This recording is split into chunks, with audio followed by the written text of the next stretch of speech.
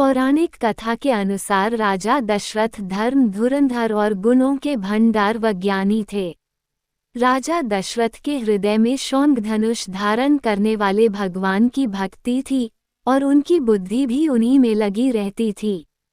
उनकी कौसल्या आदि प्रिय रानियां सभी पवित्र आचरण वाली थीं। वे बड़ी विनीत और पति के हिसाब से ही चलने वाली थीं। एक बार राजा के मन में बड़ी ग्लानि हुई कि मेरे पुत्र नहीं है। राजा गुरु के घर गए और उनके चरणों में प्रणाम कर अपना सारा दुख सुख बताया। गुरु वशिष्ठ जी ने उन्हें समझाया और कहा कि तुम्हारे 4 पुत्र होंगे जो तीनों लोकों में प्रसिद्ध और भक्तों के भय को हरने वाले होंगे। तब वशिष्ठ जी ने सभी ऋषि को बुलवाया और उनसे शुभ पुत्र कामेष्टि यज्ञ कराया। मुनि के भक्ति सहित आहुतियां देने पर अग्निदेव हाथ में खीर लिए प्रकट हुए और वे दशरथ से बोले, वशिष्ठ ने हृदय में जो कुछ विचारा था तुम्हारा वह सब काम सिद्ध हो गया। हे राजन, अब तुम जाकर इस खीर को जिसको जैसा उचित हो वैसा भाग बनाकर बांट दो। अग्निदेव समझाकर अंतर्धान हो गए। राजा परमानंद में मग्न हो गए, उनके हृदय में हर्ष समाता न था। उसी समय राजा ने अपनी प्यारी पत्नियों को बुलाया। कौसल्या आदि सब रानियां वहां चली आईं। राजा ने आधा भाग कौसल्या को दिया और शेष आधे के 2 भाग किए। इसमें से एक भाग राजा ने कैकेयी को दिया। शेष जो बच रहा उसके फिर 2 भाग हुए और राजा ने उनको कौसल्या और कैकेयी के हाथ पर रखकर अर्थात उनकी अनुमति लेकर सुमित्रा को दिया। इस प्रकार सब स्त्रियां गर्भवती हुईं। वे हृदय में बहुत हर्षित हुईं। उन्हें बड़ा सुख मिला। जिस दिन से श्रीहरि गर्भ में आए सब लोकों में सुख और संपत्ति छा गई। शोभा, शील और तेज की खान बनी हुई सब रानियां महल में सुशोभित हुईं। कुछ समय बीता और वह अवसर आ गया जिसमें प्रभु को प्रकट होना था। योग, लग्न, ग्रह, वार और तिथि सभी अनुकूल हो गए। जड़ और चेतन सब हर्ष से भर गए। पवित्र चैत्र का महीना था, नवमी तिथि थी। शुक्ल पक्ष और भगवान का प्रिय अभिजित मुहूर्त था। दोपहर का समय था। न बहुत सर्दी थी न धूप थी। वो पवित्र समय सब लोगों को शांति देने वाला था।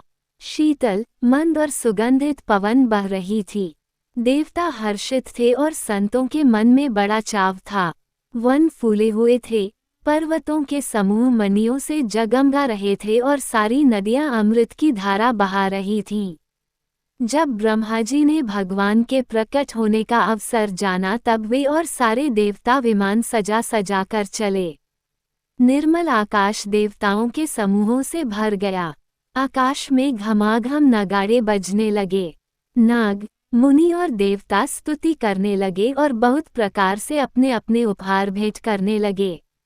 देवताओं के समूह विनती करके अपने अपने लोक में जा पहुँचे। समस्त लोकों को शांति देने वाले जगदाधार प्रभु प्रकट हुए। दीनों पर दया करने वाले कौसल्या जी के हितकारी कृपालु प्रभु प्रकट हुए। मुनियों के मन को हरने वाले उनके अद्भुत रूप का विचार करके माता हर्ष से भर गईं।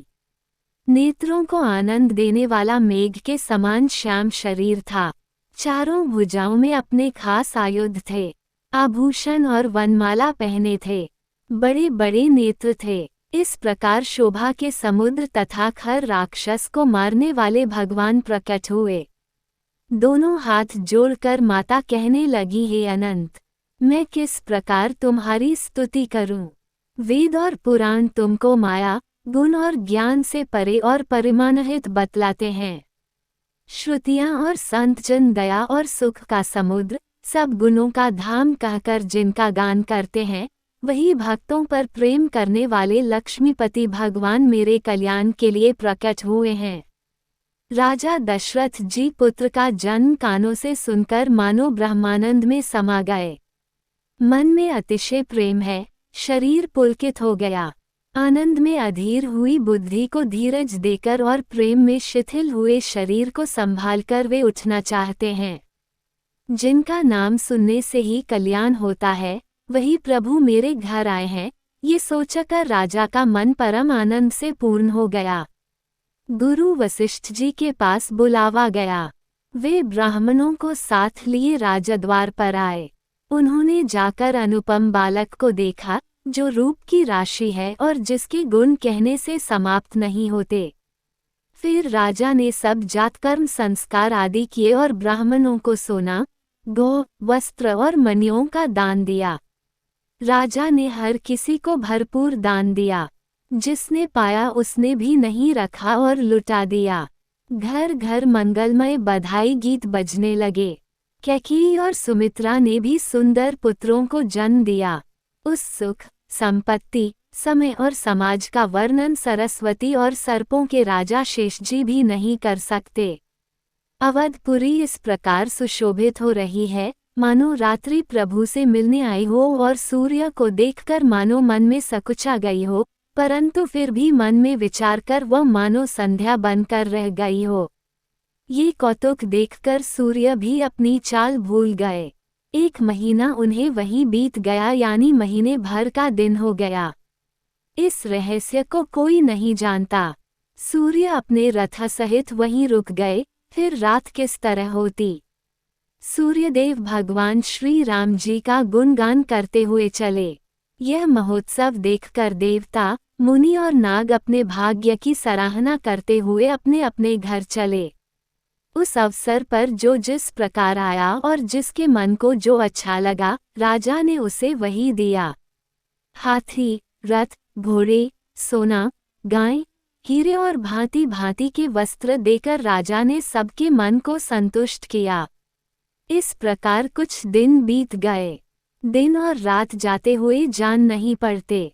तब नामकरण संस्कार का समय जानकर राजा ने ज्ञानी मुनि श्री वशिष्ठ जी को बुला भेजा। मुनि की पूजा करके राजा ने कहा, हे मुनि, आपने मन में जो विचार रखे हों वे नाम रखिए। मुनि ने कहा, हे राजन, इनके अनेक अनुपम नाम हैं, फिर भी मैं अपनी बुद्धि के अनुसार कहूँगा। ये जो आनंद के समुद्र और सुख की राशि हैं, जिस आनंद सिंधु के एक कण से तीनों लोक सुखी होते हैं, उनका नाम राम है, जो सुख का भवन और संपूर्ण लोकों को शांति देने वाला है, जो संसार का भरण पोषण करते हैं। आपके दूसरे पुत्र का नाम भरत होगा, जिनके स्मरण मात्र से शत्रु का नाश होता है। उनका वेदों में प्रसिद्ध शत्रुघ्न नाम है और जो शुभ लक्षणों के धाम श्री राम जी के प्यारे और सारे जगत के आधार हैं। गुरु वशिष्ठ जी ने उनका लक्ष्मण ऐसा श्रेष्ठ नाम रखा। गुरुजी ने हृदय में विचार कर ये नाम रखे और कहा कि हे राजन, तुम्हारे चारों पुत्र वेद के तत्व हैं।